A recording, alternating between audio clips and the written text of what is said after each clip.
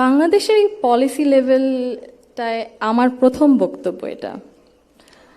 আমি এমন কেউ নয় যার কাছে সব প্রশ্নের উত্তর আছে বা সব সমস্যার সমাধান জানা আছে।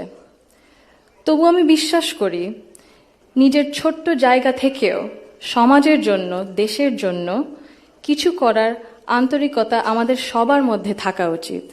আজ আমরা যারা এখানে উপস্থিত, আমরা সবাই একরকম নয়।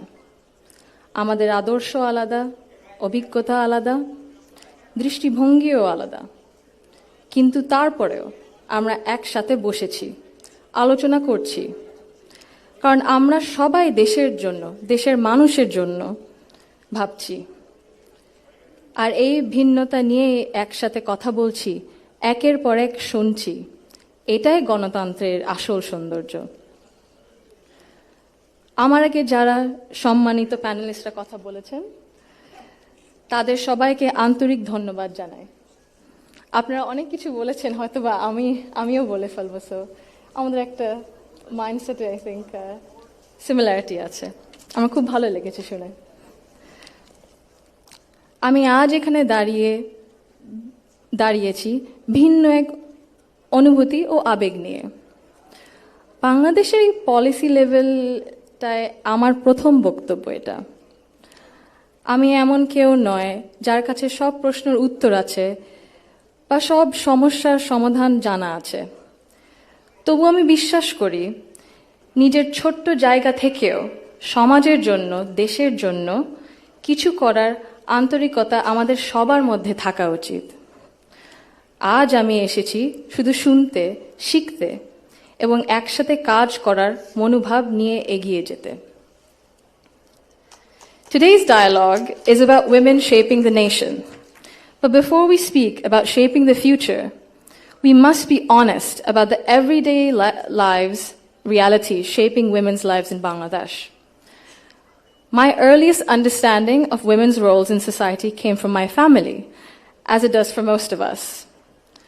Long before we encounter policies or laws or institutions, our homes become our first classrooms. They teach us what is possible, what is acceptable, and what is expected. In my home, certain things were never questioned. It was never questioned whether a woman could pursue an exemplary medical career while raising a family. It was never questioned whether a woman could build a nationwide social welfare organization on her own merit. It was never questioned whether a woman was fit to lead, to command authority in a room full of men. And it was never questioned whether the men in our lives would stand alongside the women in their lives as equals. My mother continued to excel professionally as a cardiologist in government hospitals, often in patriarchal settings, because she had encouragement and support at home to balance both career and family. In 1979, my Nanu, Saida Iqbal Mandbanu, began using her own home to open a free elementary school for vulnerable and disadvantaged children. What began as a personal act of care grew into one of the earliest NGOs in Bangladesh, Shurubhi, creating meaningful and lasting change in young people's lives. The belief that women's dignity must be recognized both privately and publicly was also reflected in my grandparents' lives and leadership beyond her.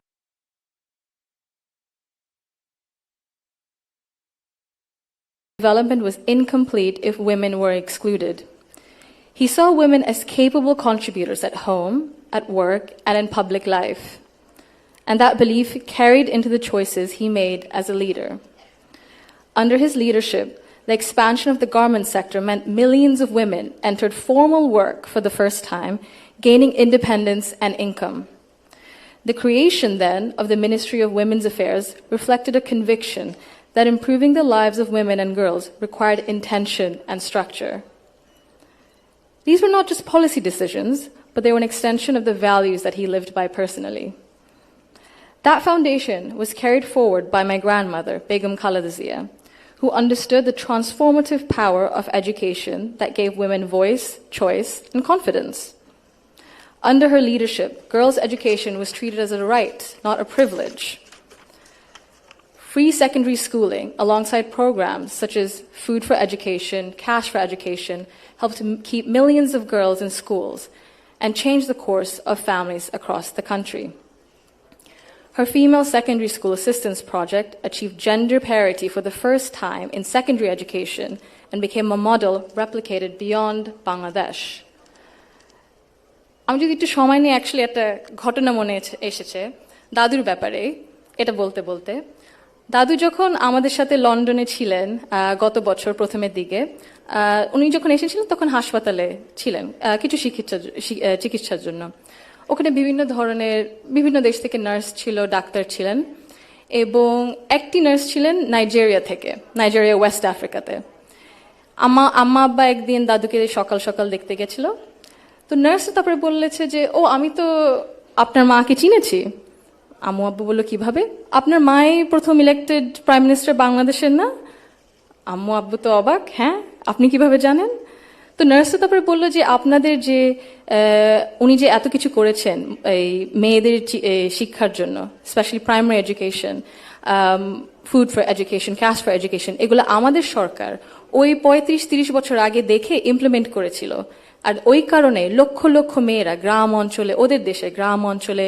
বিভিন্ন জায়গা সদরে এখনো শিক্ষা পাচ্ছে অন্তত primary education লেভেলে so ভাবলাম একটু শেয়ার যদি করি এখানেই করবো আপনাদের সাথে জি She also understood that education alone was not enough if women were not supported to remain in public and economic life. Supporting women to access credit, build livelihoods, and grow small businesses mattered. So did recognizing the realities of motherhood, of childcare, and that required systems being strengthened around maternity leave and childcare, which she did. That is because women were made to choose between family and participation in the economy. For me, these legacies show the values that I saw both reflected at home and in public. I was privileged to grow up surrounded by exceptional women, confident, capable, and accomplished. I was equally fortunate to have male role models, including my father and my grandfather, who valued those women and never felt threatened by their strength or ambition. In fact, the four most important people in my father's life, in my opinion, have been women for decades. And he has treated them with deep respect and reverence, not as an exception, but as the norm. Because of this, I grew up with what I now recognize was a skewed understanding of society. Living between Bangladesh and the UK taught me something important. Policies and access alone do not create equality. You can expand education, pass laws, set national targets, but if social norms and daily expectations and mindsets remain unequal, empowerment remains fragile. This is not about overt discrimination. Inequality often survives through habit and comfort, through what feels normal. In Bangladesh, women still perform around 85% of unpaid household and care work, spending over 7 times as many hours as men on this labor each day. This work is valued at 19% of our GDP and remains largely invisible in economic planning and national decision-making. This makes something very clear. Gender equality is not a women's issue, it is an economic and national issue.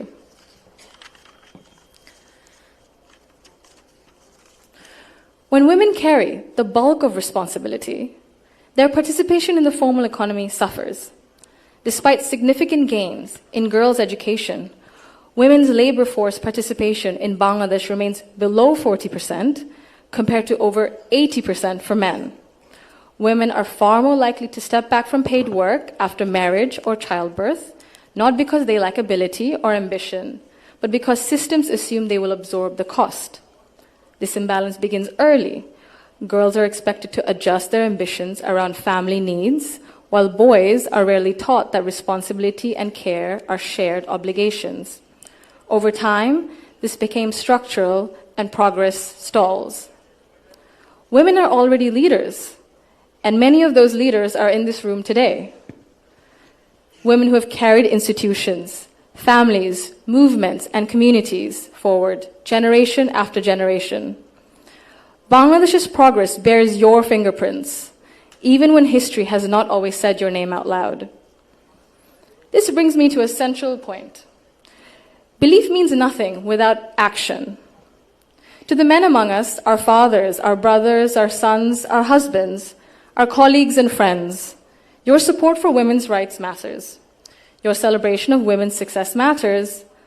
But equality cannot survive on words alone. If systems and expectations continue to rely on women's sacrifice as the default, inequality continues comfortably.